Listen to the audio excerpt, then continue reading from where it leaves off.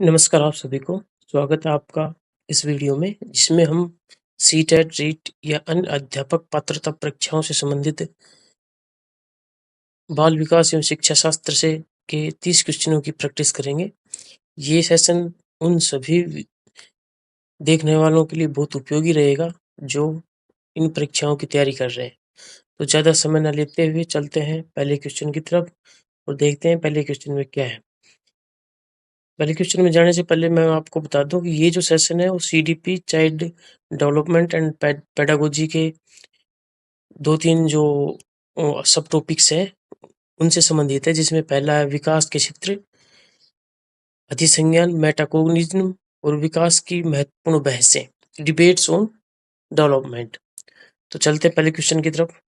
निम्नलिखित में से कौन सा उदाहरण विकास के समीप दूराभिमुख प्रोक्सिमोडलिस्ट सिद्धांत को स्पष्ट रूप से दर्शाता है? Which of the following example clearly illustrate the proximodistal principle of development?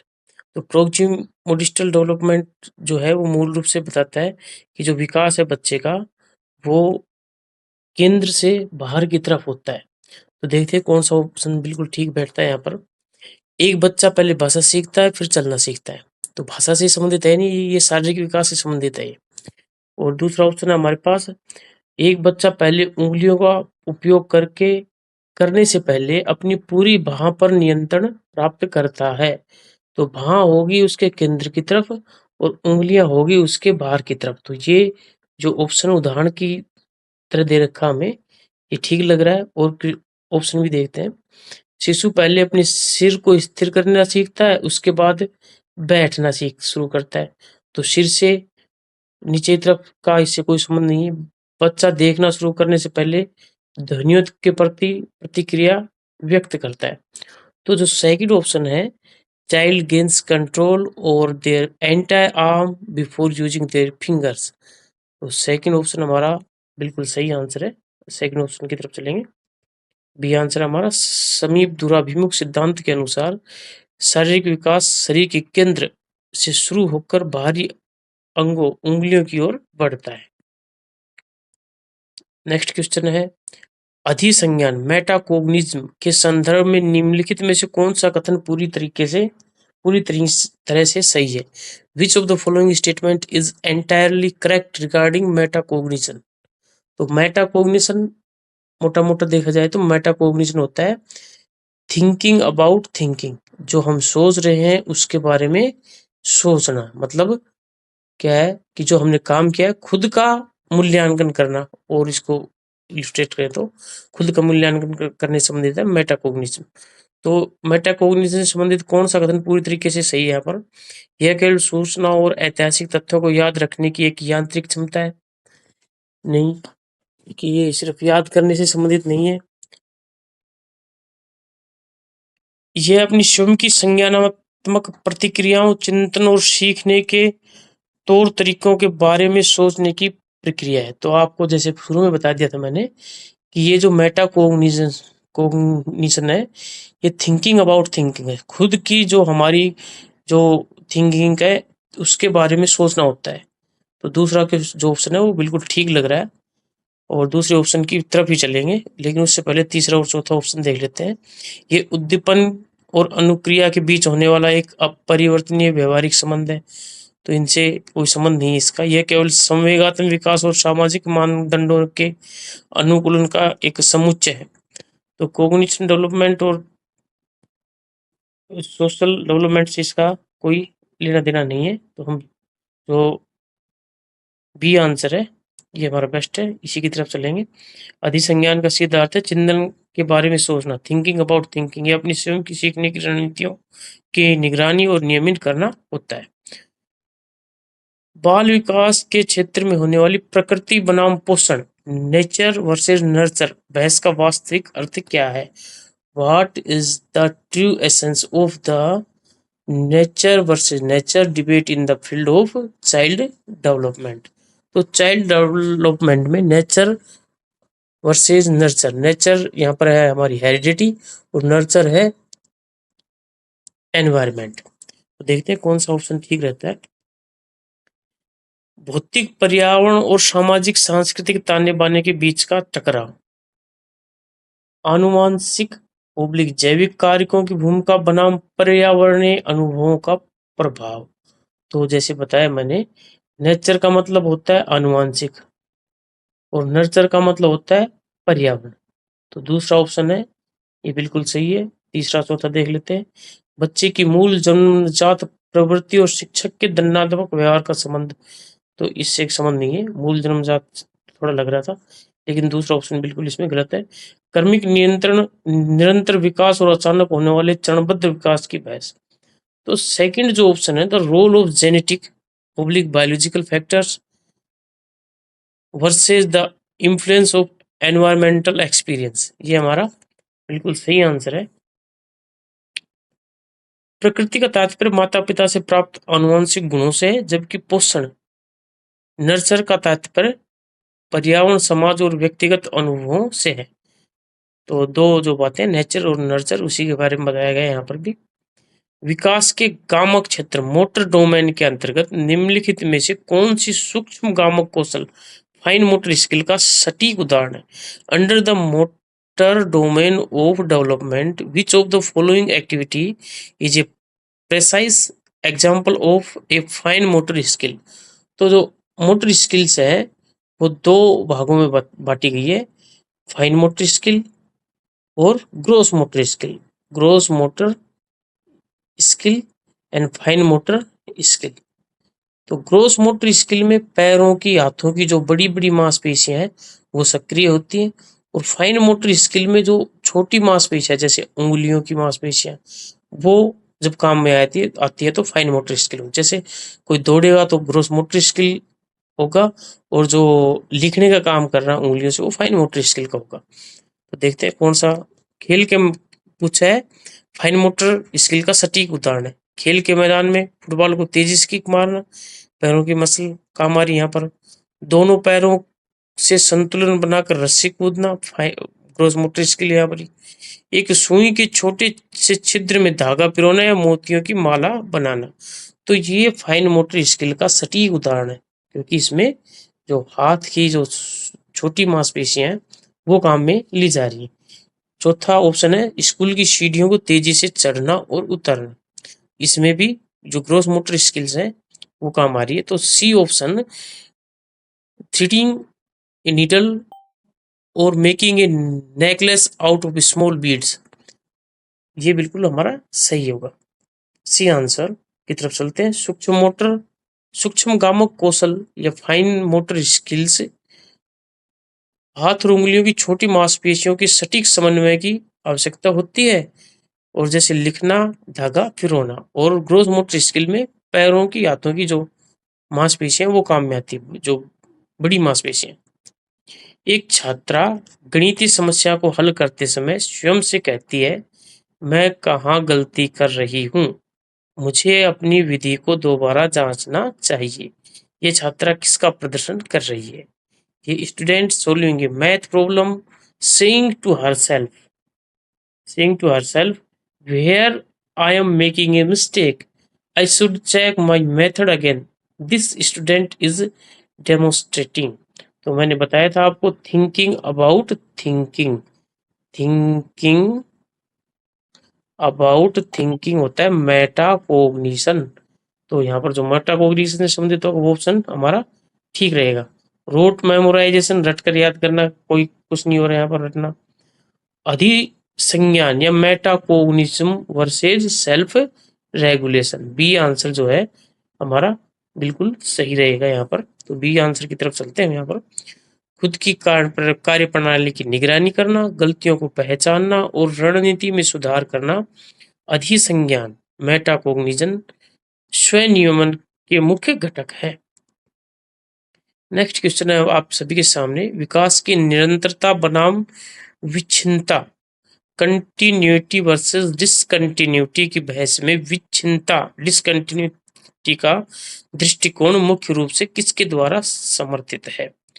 तो जो कंटिन्यूटी की के जो समर्थक हैं उनका मानना है कि विकास की जो प्रक्रिया है कंटिन्यू चलती है, उसमें कहीं रुकावट नहीं आती, और डिसकंटिन्यूटी वाले मानते हैं कि विकास की जो प्रक्रिया वो स्टेजेस में होती है, कंटिन्यू नहीं रहती। तो हमने पढ़ा है पियाजे साहब को, पियाजे ने विकास की 4 स्टेजेस बताई है, वो उसको स्टेज में बताते हैं। और पियाजे क्या है? कंस्ट्रक्टिविस्ट, रचनात्मकवादी हैं ये। तो देखते हैं 4 ऑप्शन कौन कौन से। व्यवहारवादी विचार को जैसे बी.एफ. स्किनर द्वारा ये इसको कंटिन्यू मानते हैं। संज्ञानात्मक चरणबद्ध सिद्धांतकारों जैसे जीन पियाजे द्वारा, तो जीन पियाजे जहाँ गया मतलब वो विकास को कंटिन्यू नहीं मानते हैं। तीसरा ऑप्शन है सामाजिक सांस्कृतिक सिद्धांतकारों जैसे लेव वायगुत्स्की द्वारा, ये कंटिन्यू मानते हैं लेव वायगुत्स्की साहब। पारिस्थितिकी मॉडल के प्रणेता यूरी ब्रेनर द्वारा, तो इसका हमारे सामने बिल्कुल सही आंसर है, सही आंसर है जीन पियाजे, बी आंसर बिल्कुल सही रहेगा हमारे पास। यहाँ विच्छिन्नता का दृष्टिकोण ये मानता है कि विकास अचानक और विशिष्ट अलग अलग चरणों स्टेजेस के माध्यम से होता है, जैसा कि जीन पियाजे ने 4 स्टेजेस बताई हैं। बच्चों के विकास के विभिन्न क्षेत्रों शारीरिक, संज्ञानात्मक, संवेगात्मक, सामाजिक, ये विकास के 4 डोमेन है कि परस्पर संबंधों के बारे में कौन सा कथन प्रासंगिक है। Which statement is relevant regarding the interrelationship among the different domain of child development, physical, cognitive, emotional and social। तो आंसरों की तरफ चलने से पहले मैं आपको बता दूं कि जो विकास के 4 डोमेन है ये आपस में इंटरडिपेंडेंट है, इंटरडिपेंडेंट, एक दूसरे पर निर्भर है। मतलब बच्चे का शारीरिक विकास होगा तो उसका मानसिक विकास भी होगा। इसके अलावा ये इंटीग्रेटेड है। इंटीग्रेटेड मतलब इंटीग्रेटेड का मतलब है एक काम को करते समय हम जो विकास के 4 डोमेन है उनमें से 2-3 या सभी का प्रयोग करते हैं। जैसे आप साइकिल चला रहे हो तो आपका जो शारीरिक विकास है वो भी हो रहा है और साथ में आप उसमें दिमाग भी लगा रहे हो कि मुझे किस तरीके से इसको हैंडल को मोड़ना है, कहाँ चलना है, ठीक है। और हैंड आई कोऑर्डिनेशन भी हो रहा है इसमें। तो शारीरिक और जो कोग्निटिव डेवलपमेंट है वो दोनों इंटीग्रेट हो रहे हैं यहाँ पर। तो 2 बातें हमने पढ़ ली। इसके बाद चलते हैं ऑप्शंस की तरफ। विकास के सभी क्षेत्र एक दूसरे से पूर्णतः स्वतंत्र है, तो इस स्वतंत्रता की तो बात है नहीं, या इंटरडिपेंडेंट है। शारीरिक विकास का बालक के मानसिक या सामाजिक विकास पर कोई प्रभाव नहीं पड़ता। क्यों नहीं पड़ता साहब? शारीरिक विकास का पूरा प्रभाव पड़ता है सामाजिक और मानसिक विकास पर। विकास एक समीकृत और अंतः संबंधित प्रक्रिया है जहां एक क्षेत्र दूसरे को गहरा प्रभावित करता है। Development is an integrated and interconnected process where one domain deeply influences the other। तो जो हमने पहले बात की वही इसका मतलब निकल के आ रहा पूरा, और ये बिल्कुल सही आंसर होना चाहिए इसका। संज्ञानात्मक विकास का संवेगात्मक परिपक्वता से कोई संबंध नहीं है, तो ये आपस में जुड़े हुए हैं भैया। तो सी आंसर हमारा बिल्कुल सही है, सी आंसर की तरफ चलेंगे। विकास समग्र होलिस्टिक होता है। यदि कोई बच्चा शारीरिक रूप से अस्वस्थ है तो उसका संज्ञानात्मक और सामाजिक विकास भी प्रभावित हो सकता है, ठीक है। शारीरिक रूप से अस्वस्थ है कोई बच्चा, मान लो किसी के पेट में दर्द हो रहा है और क्लास में बैठा है, तो वो क्या उसका संज्ञानात्मक विकास संभव है? नहीं है। तो ये चारों विकास आपस में एक दूसरे से जुड़े हुए हैं। 8th क्वेश्चन है हमारे सामने। शिक्षकों को अपनी कक्षा में छात्रों के भीतर अधिसंज्ञानात्मक कौशल मेटाकोग्निटिव स्किल को बढ़ावा देने के लिए क्या करना चाहिए? What should teacher do to foster metacognitive skills within students in their classroom? तो मेटाकोग्निशन के बारे में 2-3 क्वेश्चन आ चुके हैं, पहले बता चुके हैं कि थिंकिंग अबाउट थिंकिंग होता है कि बच्चा जब कोई कार्य करे उस समय स्वयं का मूल्यांकन करता रहे कि भाई मैंने कहाँ गलती की, क्या सही किया, तो वो मेटाकोग्निशन है। उसको बढ़ावा देने के लिए टीचर को क्या करना चाहिए? छात्रियों को निष्क्रिय रूप से केवल ब्लैक बोर्ड से उत्तरों को नकल करने के लिए कहना, इसमें क्या थिंकिंग अबाउट थिंकिंग होगा? छात्रों को उनकी सोच, रणनीतियों और समस्या समाधान के तरीकों पर आत्मचिंतन करने के लिए प्रेरित करना। यही तो है थिंकिंग अबाउट थिंकिंग। बिना कोई रचनात्मक प्रतिपुष्टि फीडबैक दिए केवल कठिन दंडात्मक नीतियां लागू करना, ये नेगेटिव है। पाठ्यक्रम की सामग्री को अत्यधिक छोटे, असंबंधित और रटने वाले टुकड़ों में बांटना। तो यहाँ तक तो ये पॉजिटिव था, हालांकि क्वेश्चन से संबंधित नहीं है, लेकिन पॉजिटिव नेगेटिव की बात करें, पाठ्यक्रम को सामग्री को छोटे, बहुत छोटे नहीं, छोटे असंबंधित, ये नेगेटिव होगा। और रटने वाले, रोट मेमोरी, बिल्कुल गलत है। तो हमारा बी आंसर है, ये बिल्कुल सही है। आत्मचिंतन, सेल्फ रिफ्लेक्शन और आत्म मूल्यांकन को प्रोत्साहित करने से छात्रों में स्वयं के सीखने की समझ विकसित होती है। नेक्स्ट क्वेश्चन है, विकास की प्रारंभिक बनाम बाद के अनुभव, अर्ली वर्सेस लेटर एक्सपीरियंसेस की बहस मुख्य रूप से किस केंद्रीय बिंदु पर प्रकाश डालती है? Which central point does the debate of early versus later experiences in development primarily highlight? तो देखो, प्रारंभिक बनाम बाद के अनुभव, मतलब कुछ शिक्षाविद मानते हैं कि बच्चे का जो प्रारंभ का समय होता है वो बहुत अच्छा होता है सीखने के लिए, और कुछ कहते हैं कि भाई बच्चा बाद में सीख जाता है। मूल इसकी बात ये है। ऑप्शन की तरफ चलते हैं। क्या जीवन के शुरुआती वर्ष भविष्य के विकास को पूरी तरह तय कर देते हैं? बाद के अनुभव भी उतने ही महत्वपूर्ण होते हैं। क्या बच्चे का संज्ञानात्मक विकास केवल औपचारिक स्कूल शिक्षा से ही संभव है? क्या विकास पूरी तरह से एक जैविक परिपक्वता मैच्योरेशन की स्वचालित प्रक्रिया है?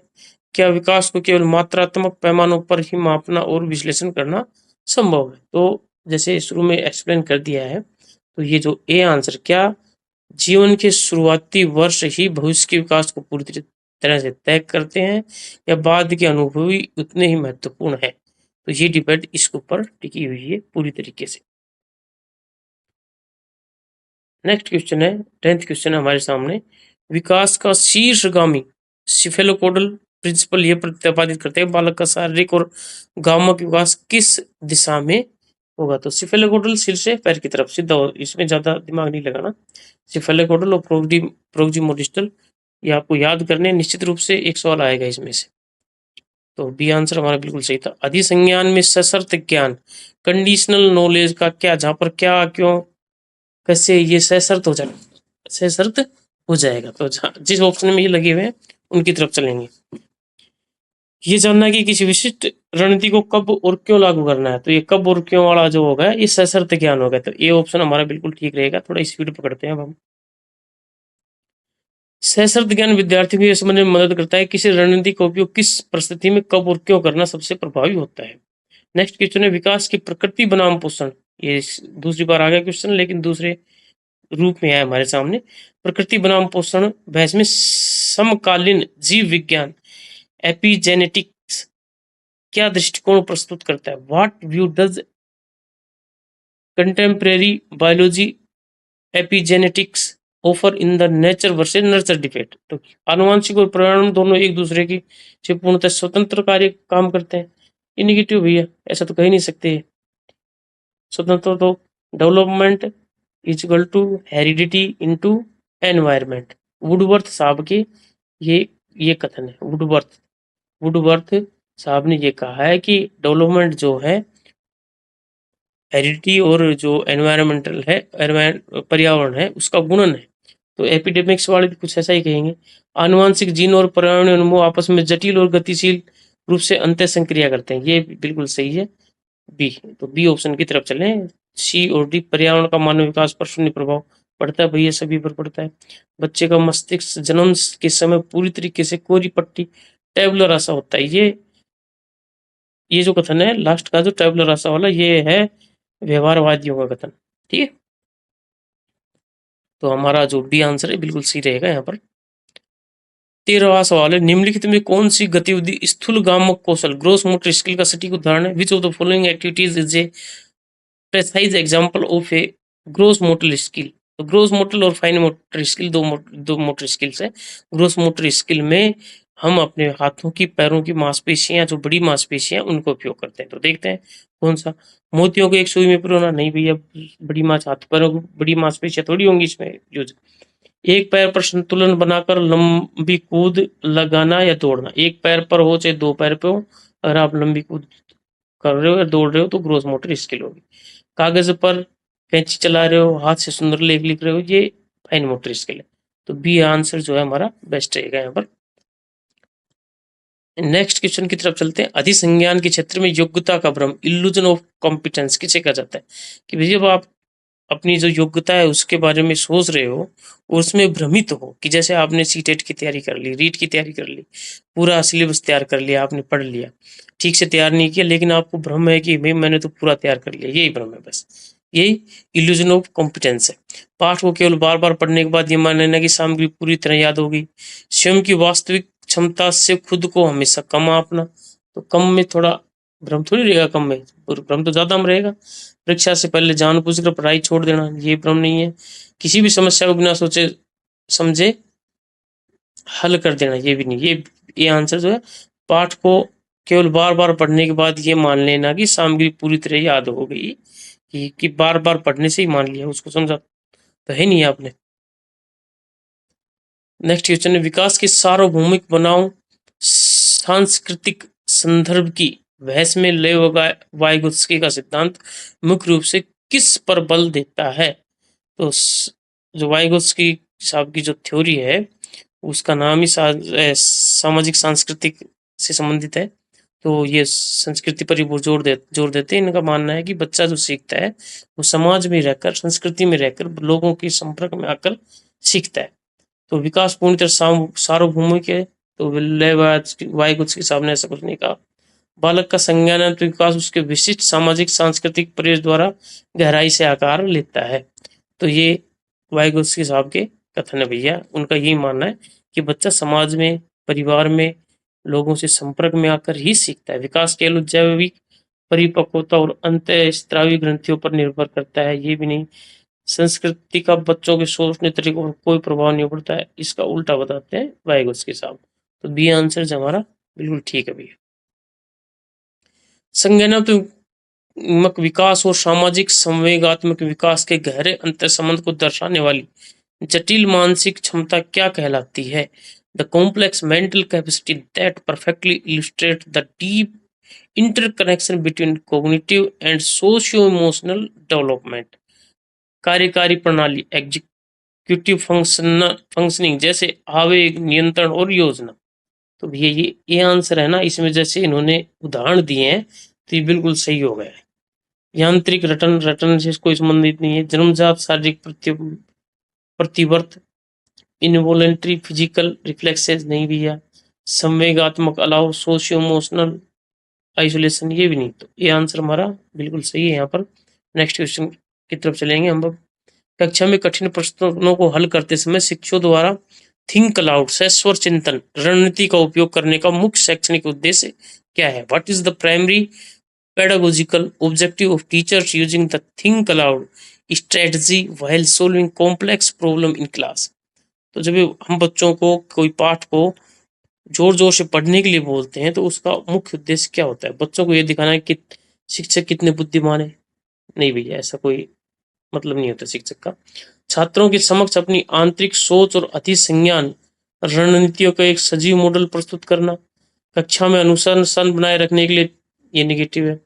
कक्षा के समय को केवल व्याख्यान विधि द्वारा समाप्त करना। तो बी हम आंसर जो है ना वो हमारा पॉजिटिव, और ये बिल्कुल सही है हमारा आंसर।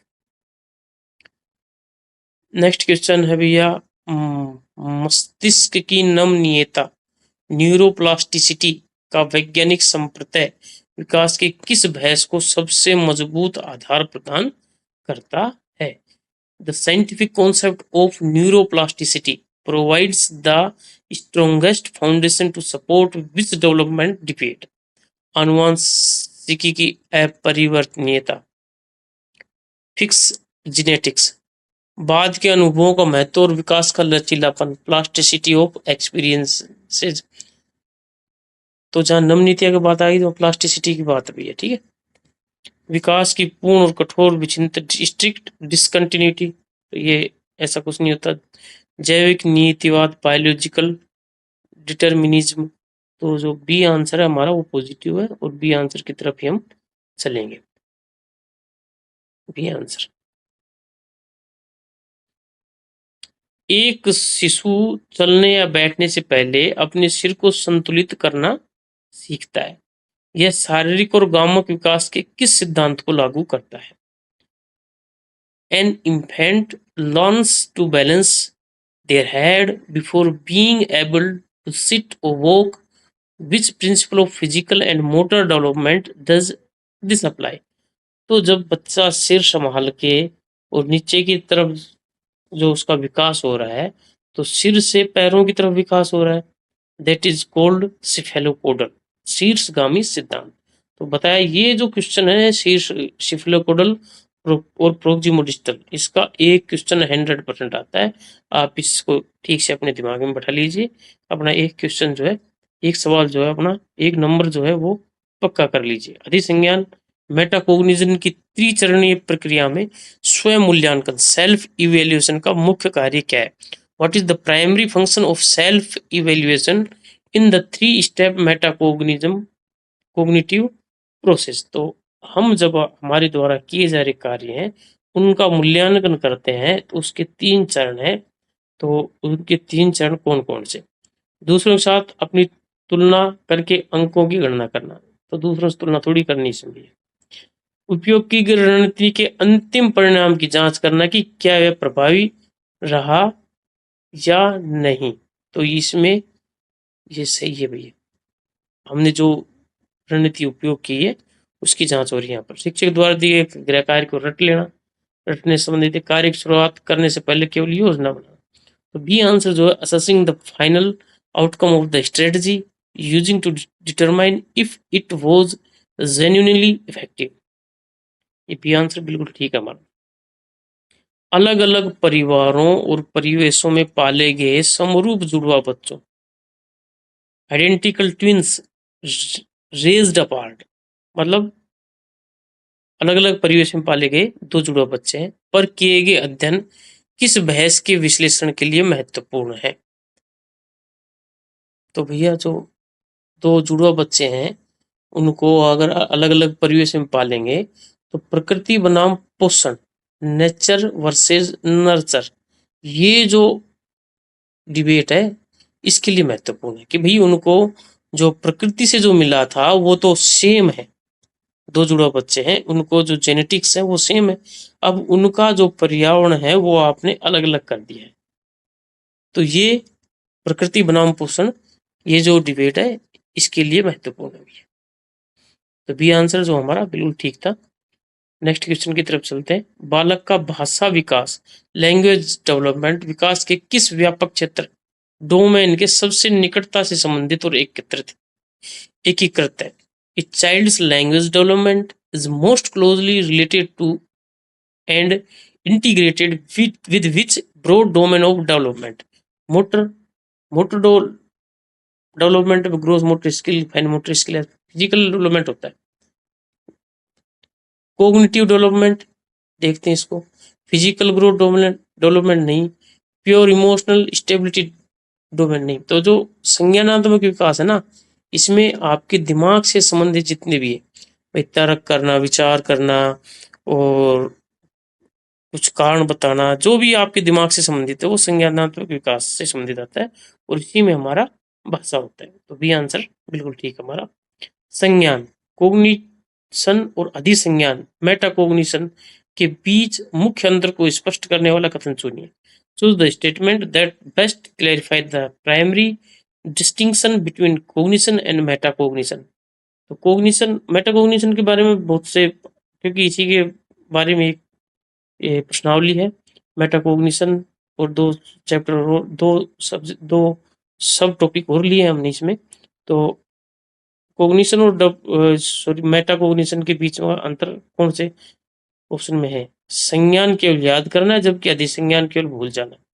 अधिसंज्ञान से संबंधित ये भूल जाना थोड़ी होता है। संज्ञान किसी कार्य को करने या जानने से संबंधित है जबकि अधिसंज्ञान उस जानने की प्रक्रिया की निगरानी और नियमन है। ये बिल्कुल ठीक है भैया। संज्ञान जन्मजात होता है, अधिसंज्ञान ऐसा कुछ नहीं है। दोनों में कोई अंतर है भैया, पर्यायवाची नहीं है। तो बी आंसर जो है कि भैया कोग्निशन रिलेट्स टू नोइंग और performing A task, while metacognition relates to monitoring and regulating that very knowing process. B option. Next question हमारे पास, अल्बर्ट बांडुरा का सामाजिक संज्ञानात्मक सिद्धांत विकास की बहस में मुख्य रूप से किस दृष्टिकोण का समर्थन करता है? सामाजिक संज्ञानात्मक सिद्धांत भैया, विकास अचानक और कठोर चरणों में होता है? नहीं।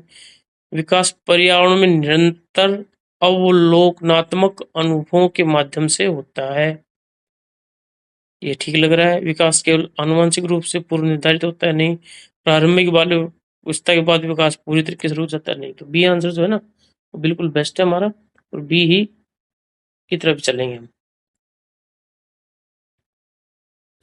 व्यवहारवादी और सामाजिक अधिगम सिद्धांतकार विकास को एक क्रमिक, संचयी और निरंतर कंटिन्यूस प्रक्रिया मानते हैं। 25वां क्वेश्चन है हमारे पास, लॉरेंस कोहलबर्गर का नैतिक विकास का सिद्धांत, मोरल डेवलपमेंट थ्योरी, किस डोमेन के साथ सबसे गहरा अंतः संबंध प्रदर्शित करता है? तो जैसा हमने पढ़ा है कि लॉरेंस कोहलबर्ग ने मोरल डेवलपमेंट थ्योरी प्रस्तुत की है, 3 चरण बताए, 6 स्तर बताए।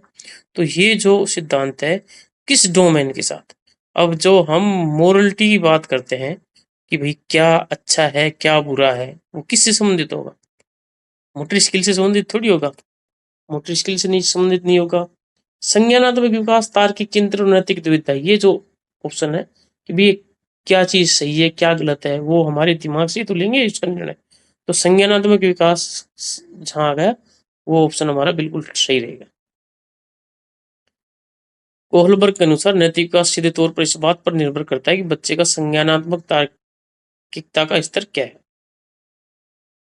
एक शिक्षक गणित की कक्षा में छात्रों से पूछता है, इस कठिन प्रश्न को हल करने के लिए आपने किस रणनीति का उपयोग किया और क्यों? शिक्षक किसका विकास कर रहे हैं?